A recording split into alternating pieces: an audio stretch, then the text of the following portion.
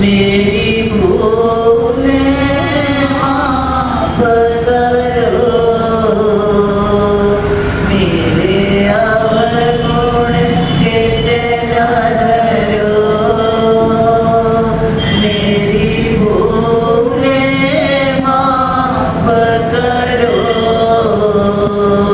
मैं आपकी आंगना हूँ। प्रीतम स्वीकार करो, मैं आपकी आंगना हूँ। प्रीतम स्वीकार करो, मेरे अवगुण चित्त न धरो,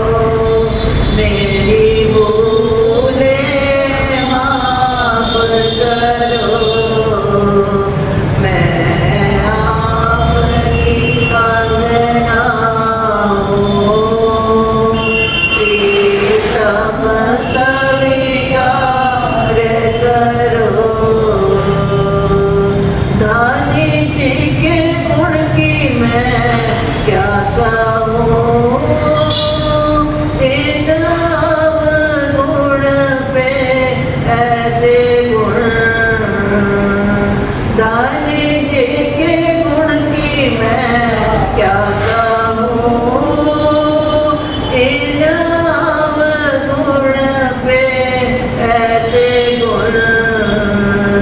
श्री महामति दूल्हे पर मैं वारी दुल्हन। श्री महामति दूल्हे पर मैं वारी दुल्हन। मेरे अवगुण चित न करो, मेरी भूलें माफ करो। मैं आपकी आज्ञा हूँ, प्रीतम स्वीकार करो, प्रीतम स्वीकार करो, प्रीतम स्वीकार करो। बोलो श्री प्राणनाथ प्यारे की जय। कंदं प्रभुदेव चन्द्रं व्रजे स्वरूपे न पुरापि जातं, प्रविश्य प्राप्तं प्रियप्राणनाथं परेशपूर्णं सततं नमामि। ब्रह्मा प्रियाजा गरणाय जात सर्वस्वपाता भवसिन्धुत्राता, विज्ञानदाता निज धर्मधाता, दिनैकबन्धो शरणं प्रपद्ये, दिनैकबन्धो शरणं प्रपद्ये। मंगल कृष्ण प्रणाम है, मंगल धर्म प्रकाश, मंगल सुंदर साथ है, मंगल धाम उजास, मंगल सुंदर साथ है, मंगल धाम उजास।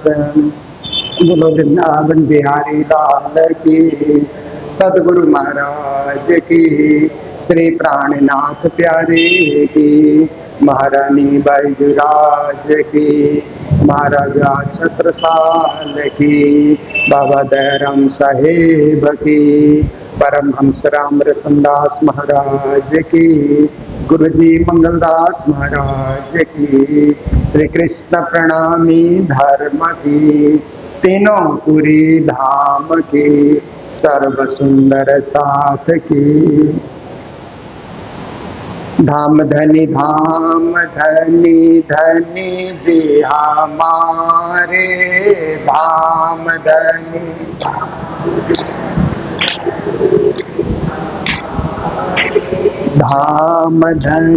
धाम धनी जी हमारे, धाम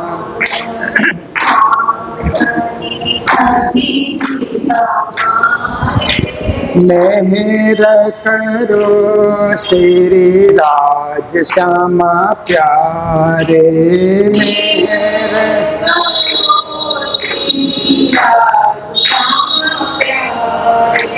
मेहर करो श्री राज श्यामा प्यारे, मेहर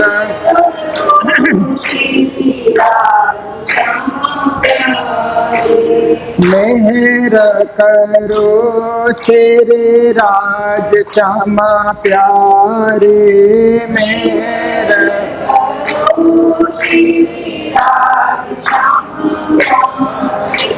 मेहर करो श्री राज श्यामा प्यारे, मेहर करो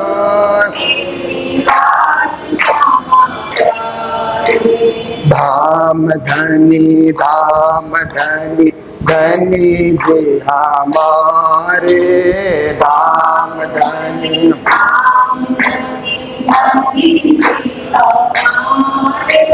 मेहरा करो श्री राज श्यामा प्यारे, मेहरा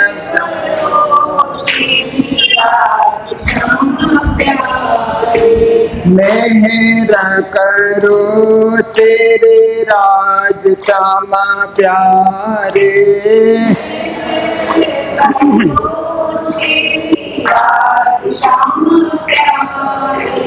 मेहरा करो श्री राज श्यामा प्यारे, मेहरा करो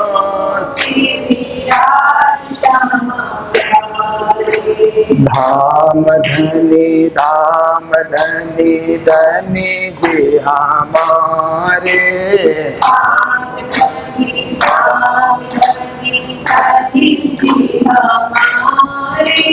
मेहरा करो श्री राज श्यामा प्यारे,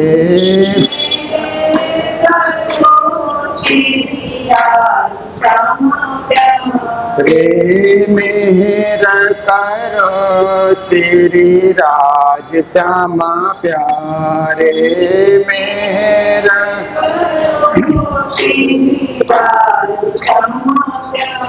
बोलो सतगुरु महाराज की।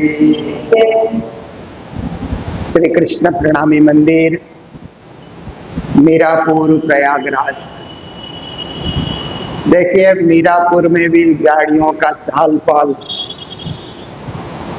देखिए इधर से आना उधर से जाना बढ़ता ही जा रहा है, क्योंकि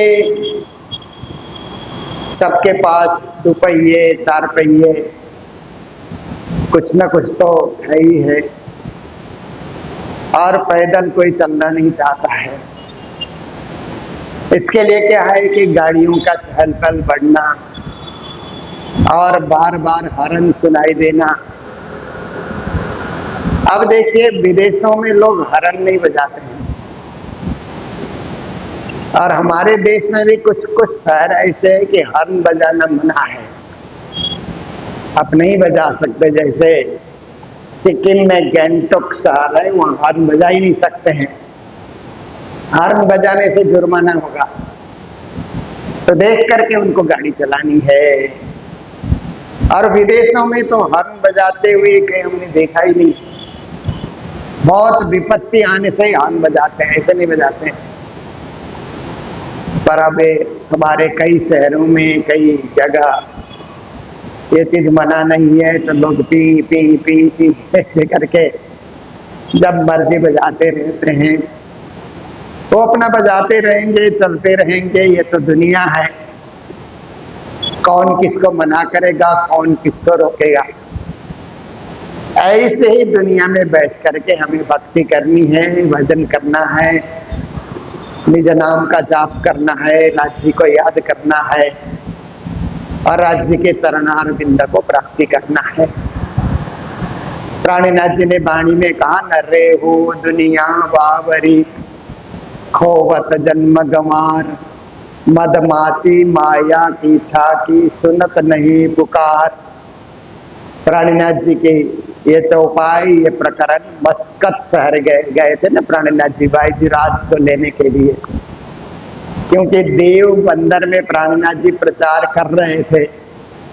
तो उस समय उन्होंने सोचा कि तेज कुंवरी तो सुंदर साथ की सेवा करना चाहती है। पहले फुलवाई के रूप में भी सुंदर साथ की सेवा करती रही, और सुंदर साथ की सेवा करते हुए देह त्यागना पड़ा। बीतक में बाईजीराज का इतिहास तो आप जानते ही हैं कि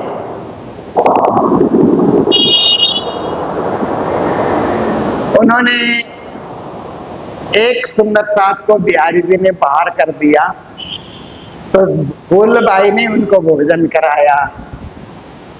तो ऐसा करने से वो 9 दिन से उपवास में था वो सुंदर साथ, फूलबाई ने भोजन कराया, उस दोष में बिहारी जी ने फुलबाई को भी अलग कर दिया, तो फुलबाई ने बाद में देह त्याग किया। ये विधि अभी तक में हम लोग पढ़ते ही हैं, सुनते हैं। पर फुलबाई की हार्दिक इच्छा होती थी कि हम सुंदर साहब को भूखे प्यासे नंगे लूले लंगड़े कैसे भी सुंदर साथ हो, सबकी सेवा करना, सबको खिलाना, सबको पिलाना, सबको संतुष्ट रखना, क्योंकि माताओं का धर्म यही होता है ना। भाई लोग इतना नहीं सोचते हैं। कभी कभी क्या होता है कि कुछ लोग गेस्ट आ जाते हैं घर में, तो भाई लोग गपशप करके गपशप में ही रह जाते हैं, पानी तक नहीं पूछते। उनको याद ही नहीं है खिलाना भी होता है पिलाना भी होता है। कुछ भाइयों को ध्यान आता है, कुछ लोगों को तो ध्यान भी नहीं आता है। पर कोई गेस्ट घर में आया है तो माता बहनों को फट से ये चीज याद आती है कि इनको कुछ पानी पिलाओ, शरबत पिलाओ, चाय पिलाओ, नाश्ता कराओ। वो मातृ हृदय है। मातृ हृदय जल्दी पिघलता है। कुछ भी स्थिति को देख करके जल्दी मातृ हृदय पिघल जाता है। तो फूलबाई बाईजूराज महारानी का भी मातृ हृदय जल्दी पिघल गया, जिसके फलस्वरूप उन्होंने देह का त्याग भी करना पड़ा और दूसरा देह धारण करने में तेज कुंवरी के रूप में वही आती है। तो श्री प्राणनाथ जी महाराज जब तेज कुंवरी से मिलना हुआ तो प्राणनाथ जी ने कहा कि तुम्हारी हार्दिक इच्छा सेवा की थी, जब सेवा का कोई मौका आएगा तो तुम्हें बुला लिया जाएगा। जब प्राणनाथ जी देव बंदर में थे, खूब जागनी वहां पर हो रही थी। जयराम भाई कंसरा और परिवार और सुंदर साथ बड़ी जमात। प्राणनाथ जी की विशेषता थी जहां जाए सुंदर साथ की जागनी करना और मंडली तैयार करना, परम धाम की आत्माओं को परम धाम का ज्ञान देना, ब्रह्म ज्ञान देना, उनको ब्रह्म सृष्टि के रूप में उनको परिचय देना। तो प्राणनाथ जी 2 साल तक दीप बंदर में रहे तो उन्होंने सोचा इतनी बड़ी जागनी हो गई, अब तेज कुंवरी को यहाँ बुला लिया जाएगा तो सब सुंदर साथ की सेवा करने का उन्हें बहुत मौका मिलेगा। फिर तेज कुंवरी को खबर किया गया। तेज कुंवरी भी आई, सब सेवा में लगी। और एक रोज जब समुद्र किनारे कुछ और बहने कुछ और भाई लोग भी थे, एक झुंड ही गया था कपड़ा धोने के लिए, साफ सफाई के लिए, तो अरब से जहाज लेकर के लुटेरे आए, सबको बंधक बना करके अरब लेकर के पहुंच गए। उस समय तो पूरा अरब देश एक ही था, अभी तो छोटे छोटे देश बन गए, अलग अलग शेख लोग राज करते हैं। तो ऐसी समय में श्री प्राणनाथ जी महाराज को महारानी बाईजूराज को छुड़ाना ये तो एक मुख्य कार्य है, और दूसरा कार्य है जागनी करना।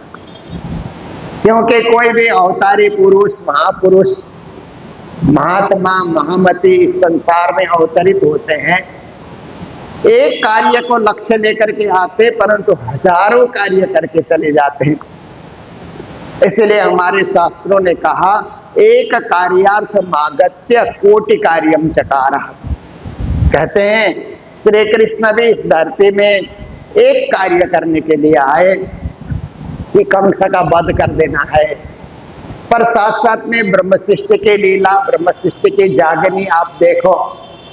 पाप का नाश, धर्म की स्थापना, अधर्म का नाश, धर्म की स्थापना एक मुख्य कारण है कृष्ण आने का। परंतु उन्होंने तो कितनी सारी लीलाएं करके कितने सारे कार्य करके गए श्री कृष्ण।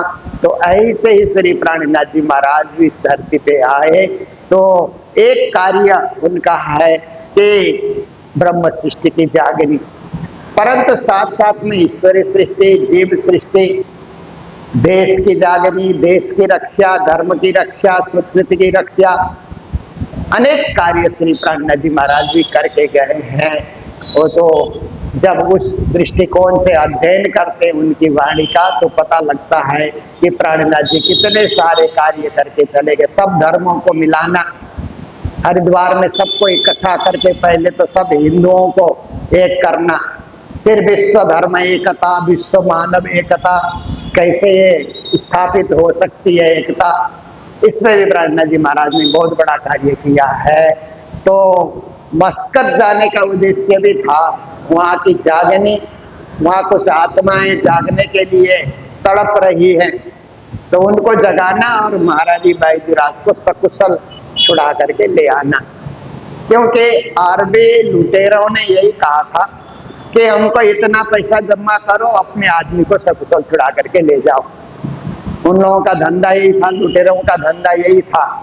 तो प्राणनाथ जी महाराज मस्कत चले जाते हैं, बाबूजी भाई के यहाँ रहते हैं।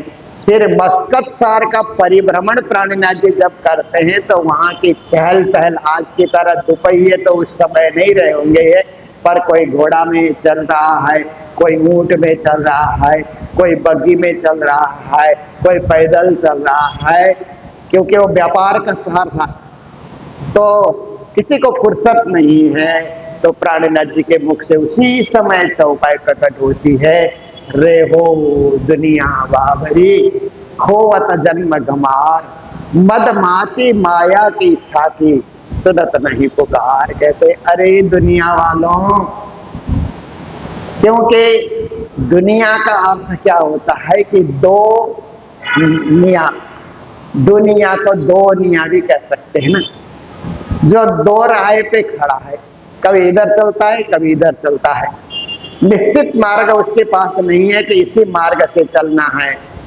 तो दो इंसाफ को लेकर के, निया इंसाफ को भी कहते हैं ना, दो इंसाफ को लेकर के, दो विचारों को लेकर के, दो दिल को लेकर के, दो उद्देश्य को लेकर के जो चलता है उसको दुनिया कहा जाता है। और एक ही इंसाफ, एक ही मार्ग, एक ही भक्ति, एक ही निष्ठा लेकर के जो चलता है उसको सुंदर साथ कहा जाता है। श्यामा जी ने अंग हो सुंदर साथ, पर संसार के लोगों को कुछ पता नहीं है, इसलिए कभी इधर कभी उधर, कभी कर्मकांड में, कभी उपासना में, कभी योगा में, कभी ध्यान मार्ग में, कभी तपस्या की मार्ग में, कभी ज्ञान के मार्ग में, कभी भक्ति के मार्ग में बदलते रहते हैं।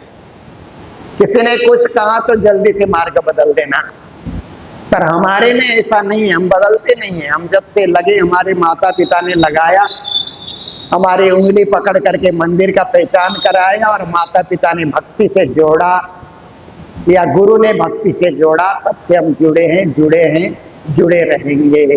तो प्राणनाथ जी कहते हैं अरे दुनिया वालों, खोवत जन्म गंवार, ये जन्म गंवार की तरह, मूर्ख की तरह, अज्ञानी की तरह, ये अमूल्य जन्म, अमूल्य श्वास, अमूल्य जीवन, अमूल्य अवसर को हो रहे हो। क्योंकि ये श्वास फिर दोबारा लौट करके आए ना आए कुछ भरोसा नहीं है ना जाने इन श्वास को फिर आव न होवे न होवे। श्री जी महाराज ने कहा, हम सेवा पूजा में बोलते हैं कि आज तो श्वास आ रहे हैं, आज हम भरोसा कर सकते हैं, आज हमारा स्वास्थ्य अच्छा है, परंतु हमेशा ऐसा ही रहेगा इसका कोई भरोसा नहीं है। कोई दिन ऐसा भी आएगा कि ये श्वास लौट करके नहीं आने वाले हैं। इसलिए इस जन्म में ही, इस जीवन में ही, इस अवसर में ही हमें भक्ति करके आत्मा को परमात्मा से जोड़ना है, मूल मिलावा से जुड़ जाना है। सुबह उठते ही मूल मिलावे की यादगिरी करना है, दिन में भी रात को भी वक़्त वक़्त पे हम राजश्यामा कहें, और राजश्यामा कहते हुए हम कार्य भी करें, क्योंकि संसार में राज्य ने भेजा है तो बिना काम के तो हम रह नहीं सकते। दुनिया की जिम्मेदारी भी उन्होंने दे करके भेजा है। दुनिया देखने आए हैं तो घर परिवार समाज सगे संबंधी आए गए, सबकी देखभाल तो होती है, परंतु राजश्यामा को याद करके या माया में आ गए ऐसा कह करके पूरे समय माया का ही हम काम करते रहे, 24 घंटा उसमें हम लगे रहे, ऐसी बात नहीं है। उसमें से थोड़ा समय निकाल करके राज्य की भक्ति करना, राज्य का ध्यान करना, राज्य का सुमिरन करना, ये हमारी परंपरा है। पर जो दुनिया वाले हैं उनको राज्य से जुड़ने के लिए फुर्सत नहीं है। कभी किसी को पूछिए कि आप मंदिर नहीं आते, फुर्सत कहाँ है, ऐसा बोलते हैं ना। तो कई कई लोग तो बोलते हैं मरने के लिए भी फुर्सत नहीं है, ऐसा बोलते हैं ना। ऐसा बोलने से काल थोड़ा ही सुनता है। जो काल बैठा हुआ है उसको कोई बोल दे कि हमें मरने के लिए फुर्सत नहीं, आजा तुझे फुर्सत नहीं तो हमें फुर्सत है, मैं आ जाता हूँ। जब काल आएगा तो फुर्सत की बात वहां चलती नहीं है, कभी भी पकड़ करके ले जाता है। इसलिए फुर्सत निकालना है। तो इसी संदर्भ में एक ज्ञानी ने क्या कहा, जब तक रहेगी जिंदगी फुर्सत न होगी काम से, कुछ समय ऐसा निकालो कि प्रेम करो भगवान से। कवि का कहना है, ज्ञानी का कहना है कि जब तक आपकी जिंदगी रहेगी, फुर्सत तो कभी होने वाली है नहीं, कुछ समय आपको ही निकालना होगा। आप ही समय का विभाजन कीजिए। जैसे स्कूल में टीचर लोग होते हैं तो रूटीन बनाते हैं ना, रूटीन से पढ़ाते हैं तो सब सब्जेक्ट पढ़ाए जाते हैं। अगर टीचर लोग रूटीन ना बनाए तो कई सब्जेक्ट रह जाएंगे, उसकी पढ़ाई होगी ही नहीं। इसके लिए अभी 6 क्लास 7 क्लास करते हैं ना, क्लास में रूटीन होती है ना, आप जाते हैं तो कई कई स्कूलों में 40 मिनट का एक पीरियड, कहीं 45 मिनट का एक पीरियड होता है। तो कभी इंग्लिश से शुरू करेंगे, फिर हिंदी पढ़ाएंगे, फिर ग्रामर पढ़ाएंगे, व्याकरण पढ़ाएंगे, फिर मैथमेटिक्स पढ़ाएंगे, साइंस पढ़ाएंगे, हिस्ट्री पढ़ाएंगे, ज्योग्राफी पढ़ाएंगे। तो देखिए क्लास 10 पढ़ते पढ़ते हमें पूरा ज्ञान हो जाता है। भूगोल क्या है उसका ज्ञान होता है, इतिहास क्या है उसका ज्ञान हो जाता है। इतना ही नहीं कि हिसाब किताब क्या है, मैथमेटिक्स क्या है उसका भी ज्ञान हमको हो जाता है। कैसे जोड़ना, कैसे घटाना, कैसे डिवाइड करना, उसको कैसे मल्टीपल करना, उसको और भी हिसाब में ज्योमेट्री है और हिसाब में कई चीजें होती है ना, उसका ज्ञान हो जाता है, जल्दी ज्ञान होता है।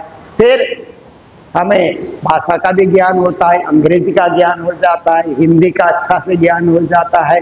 फिर इतना ही नहीं, आप देखिए कि वहाँ पर मोरल साइंस करके कई किताबें होती है, उससे कैसे सच्चा इंसान बनना, कैसे अपने को क्या है कि विनम्र बना करके रखना, कैसे बड़ों का आदर करना, ये सब ज्ञान हमको हो जाता है।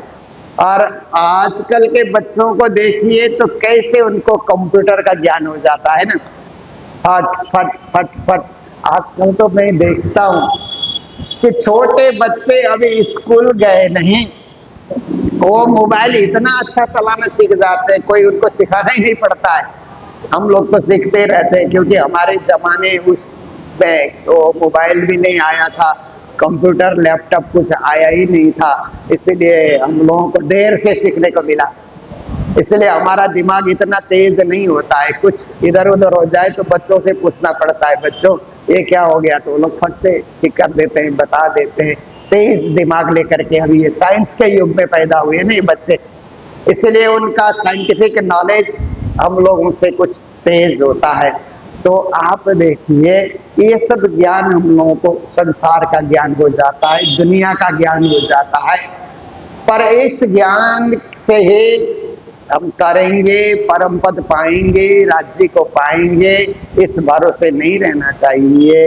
ये ज्ञान तो सीखना जरूरी है, पर साथ साथ में धर्म का ज्ञान, हमारा धर्म क्या है, हमारी संस्कृति क्या है, हमारी परंपरा क्या है, हमारे गुरु कौन है, हमारा मोक्ष का धाम कौन सा है, जहाँ जाकर के आवागमन से हम रहित होंगे, ये भी हमें साथ साथ में सीखना है। बचपन से माता पिता सिखाते हैं तो बचपन से ज्ञान हो जाता है, अपने धर्म का पूरा ज्ञान हो जाता है। नहीं तो जब गुरुजन आते हैं कथा चर्चा करने के लिए, उनकी बातें सुन करके ज्ञान हो जाता है। तो ज्ञान होने के बाद फिर कुछ समय ऐसा निकालो कि प्रेम करो श्री राज से। हमें अपना समय थोड़ा सा कुछ ऐसा निकालना है कि राजश्यामा से प्रेम करना, हाँ श्री राजश्यामा से प्रेम करना ये जरूरी हो जाता है। तो राज्य से प्रेम कैसे करेंगे? देखिए राज्य से प्रेम कैसे करेंगे कि राज्य की भक्ति ही राज्य से प्रेम है। श्री राज्य की भक्ति करना, प्रेम से राज्य को प्रणाम हम कर रहे हैं, क्योंकि जब मंदिर में आते हैं तो प्रेम पूर्वक हम राज्य को प्रणाम करें और थोड़ी देर अपने सिर को झुकाए रखें, 2 सेकेंड, 5 सेकेंड, 10 सेकेंड अपने सिर को झुकाए रखें। पर कभी कभी कुछ लोग ऐसे करते हैं कि 2-3 मिनट ही 5 मिनट झुका करके रखते हैं, तब तक तो दूसरे को झुकने का मौका ही नहीं मिलेगा। इसलिए औरों का भी ध्यान रखते हुए 5 सेकेंड, 10 सेकेंड सिर झुका करके मूल मिलावे के उस दिव्य सिंहासन में राजश्यामा जुगल स्वरूप बैठे हैं, हम उनके चरणों में प्रणाम कर रहे हैं। पहले राज्य के युगल चरण में प्रणाम, फिर श्यामा जी के युगल चरण में प्रणाम। इतना याद करके हम उठेंगे तो यही बैठे बैठे परम धाम का अनुभव हो जाता है और राज्य से प्रेम शुरू हो जाता है। फिर जब हम परिक्रमा करते हैं तो ऐसा सोचें कि मूल मिलावे के सिंहासन में राजश्यामा बैठे हैं, हम उसी मूल मिलावे में परिक्रमा कर रहे हैं। 1 बार, 2 बार, 3 बार हम परिक्रमा कर रहे हैं, 7 बार हम परिक्रमा कर रहे हैं। ऐसा भाव लेकर के हम परिक्रमा करें तो राज्य से प्रेम हो जाता है। परिक्रमा कर रहे हैं पर कुछ ध्यान ही नहीं है, घूम रहे हैं तो वो तो घूमना फिरना जैसा हो गया ना। राज्य को याद किए बिना हम मंदिर में घूम रहे हैं तो एक घूमना फिरना टहलना जैसा हुआ, वॉकिंग जैसा हो गया, उसका कोई अर्थ नहीं होता है। पर राज्य को याद करके हम घूम रहे हैं तो ही परिक्रमा है। और परिक्रमा का बड़ा भारी फल भी होता है। देत परिक्रमा कर्म सब छूटे, या सुख पंचम निस दिन लूटे। कितनी अच्छी बात है कि कर्म का बंधन छूटता जा रहा है और राज्य के चरणों में हमारा अनुराग बढ़ता जा रहा है। ये राज्य से प्रेम करने वाली बात है। फिर राज्य के मंदिर आए हैं तो हम कभी सोचे कि खाली हाथ हम क्यों जाएं, एक फल लेकर के जाएं, एक फूल लेकर के जाएं, कुछ भी लेकर के जाएं राज्य को चढ़ाने के लिए। तो जब हम फूल प्रेम से चढ़ाते हैं, फल प्रेम से चढ़ाते हैं तो राज्य से प्रेम अपने आप हो जाता है। फिर राज्य के मंदिर में गए तो बिना चंदन के कैसे लौटे। जो राज्य को चंदन चढ़ाया गया है, पिया जी ने पूजन ही नविद कीजिए, धाम धनी जी ने पूजन ही नविद कीजिए, ऐसे चंदन चढ़ाते हैं ना। तो राज्य को चढ़ाया हुआ चंदन हम अपने ललाट में लगाएं तो हम सुहागिन हो गए ना। सोई सुहागिन धाम में जो करसी तरोसन नासरी जी कहते हैं ना। ब्रह्म सृष्टि वही है परम धाम में जो संसार में भी ब्रह्म सृष्टि के निशानियां रखे, ब्रह्म सृष्टि का भाव रखे। तो चंदन लगाएं राज्य को जो चंदन चढ़ाया गया है। अभी क्या है कि कुछ लोगों को चंदन लगाने में शर्म आती है, तो हम लोगों को कहते हैं छोटा लगा दीजिए महाराज जी, थोड़ा छोटा लगाइए, ऐसा बोलते हैं। बड़ा दिखे नहीं, शहर में घूमने जाएंगे तो बड़ा चंदन आप लगा देंगे तो लोग शायद हमको शर्म आएगी। पर ऐसे क्यों, राज्य की भक्ति करने में क्यों शर्माना। और लोग कुछ कहेंगे तो लोगों को हम कहाँ तक रोकेंगे। नहीं लगाएंगे तो भी कुछ कहेंगे, लगाएंगे तो भी कुछ कहेंगे, छोटा लगाएंगे तो भी कुछ कहेंगे, बड़ा लगाएंगे तो भी कुछ कहेंगे। उनको तो कुछ कहना है, पर हमको कैसे रहना, अपनी जीवन शैली हम बना सकते हैं। लोगों के हिसाब से हम नहीं जी सकते हैं, हम अपने हिसाब से तो जी सकते हैं ना। अपने धर्म के हिसाब से, अपनी परंपरा के हिसाब से हम जी सकते हैं। लोग क्या कहेंगे उससे तो हम कभी जी नहीं पाएंगे। इसीलिए राज्य का चंदन लगाएं। फिर चंदन लगाने के बाद जो प्रसाद मंदिर में होता है वो प्रसाद हम पाए, वो भी राज्य से प्रेम है। क्योंकि राज्य को चढ़ा हुआ प्रसाद हम लोग जब भोग धराते हैं तो कहते हैं ना, जी मत जुगल जोड़ी सुख पावत, जी मत धाम धनी जी सुख पावत, जी मत पूर्ण ब्रह्म सुख पावत, जी मत सच्चिदानंद सुख पावत। राज्य जीम रहे हैं, ग्रहण कर रहे हैं, और राज्य का ग्रहण किया हुआ क्या है, प्रसाद होता है ना। राज्य के ग्रहण करने से पहले भोग व्यंजन होता है, राज्य के भोग लगाने के बाद उसी को प्रसाद कहा जाता है ना। उन्होंने ग्रहण कर लिया तो राज्य का ग्रहण किया हुआ कण मात्र प्रसाद जो भी जितना हमको मिल रहा है उसको हम ग्रहण करें। फिर चरणामृत, महाप्रसाद को पाए के चरणामृत को ले चला जाए परम धाम को, जग को मुक्ति दे। राज्य का चरणामृत हम ले, ये है राज्य से प्रेम करने की बात। और घर में तो राज्य की पूजा करें, शाम सवेरे राज्य की पूजा करें, संध्या सुमिरन आरती भजन भरोसे दास, मनसा बाचा कर्म नासी जुगल चरण की आस। ये भी राज्य से प्रेम करने वाली बात है। तो इस तरह से हम राज्य से प्रेम करें और दुनिया में बाबरे होकर के हम न घूमें। रोए हो दुनिया बाबरी खोवत जन्म गमार। मद माती माया की छाती, माया का मद पी करके हम लोग न रहे, राज्य की भक्ति का मद हम लोग पिए। सुनत नहीं पुकार, दुनिया वाले तो श्री जी की उस आवाज को नहीं सुन रहे हैं, पुकार को नहीं सुन रहे हैं, पर हम सुन रहे हैं। हम सुनते हैं और अपने आप को बदलते हैं और राज्य के होने की हम लोग कोशिश करते हैं। तो आप सभी प्रयागराज की माता है, आप लोग भी मंदिर आकर के भक्ति करते हैं, भजन करते हैं और धीरे धीरे बीतक के दिन आ रहे हैं। तो पूरे प्रणामी समाज में बीतक की चर्चा, बीतक की कथा, बीतक का वातावरण एक निराला हो जाता है। 1 महीने तक मंदिर में दौड़ने का मन करता है कि दौड़ करके मंदिर पहुंचे और आज का प्रसंग सुने। यही राज्य से प्रेम है, यही राज्य की भक्ति है। तो इन्हीं शब्दों के साथ अभी के प्रसंग को विराम दे रहे हैं। हम लोग पिया तुम ऐसी बोलेंगे, फिर पूर्ण ब्रह्म करके आरती या संध्या आरती के साथ हम लोग आरती करेंगे, भोग धराएंगे और राज्य का प्रसाद हम लोग ग्रहण करेंगे। जय जयकार के साथ अभी के प्रसंग को ही विराम दे रहे। बोलो सतगुरु महाराज की, श्री प्राणनाथ प्यारी की, आज के आनंद की। पिया तुम हो तैसे जियो, मैं अर्ज करूं रे। पिया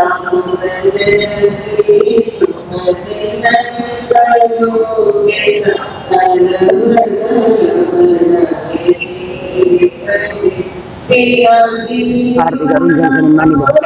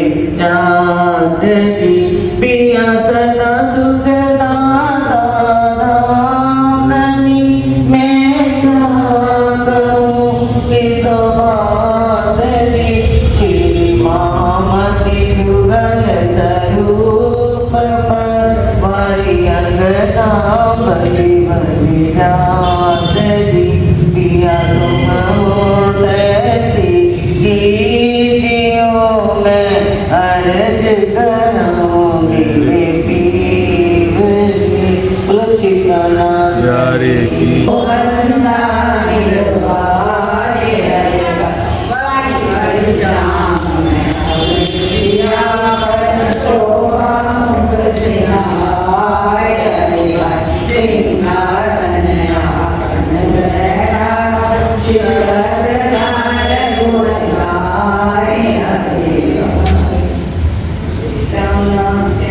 की जय।